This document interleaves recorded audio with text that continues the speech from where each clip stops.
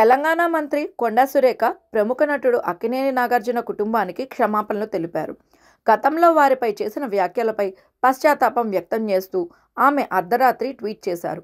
నాగార్జున కుటుంబాన్ని కించపరిచే ఉద్దేశం తనకు ఎప్పుడూ లేదని, తన మాటల వల్ల వారు బాధపడి ఉంటే దానికి చింతిస్తున్నానని సురేఖ పేర్కొన్నారు.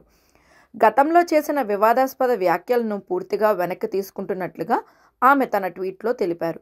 అయితే అర్ధరాత్రి 12 గంటల తర్వాత ఆమె చేసిన ఈ ట్వీట్ రాజకీయ, సినీ వర్గాల్లో చర్చనీయాంశంగా మారింది.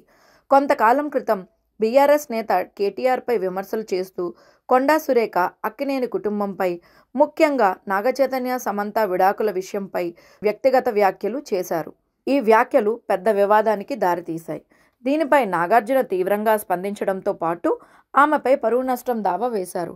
నాగచైతన్య, సమంత కూడా తమ విడాకులు పరస్పర అంగీకారంతో తీసుకున్నట్లుగా, వ్యక్తిగత నిర్ణయం అని, తమ పేర్లను రాజకీయ వివాదాల్లోకి లాగవద్దని విజ్ఞప్తి చేశారు.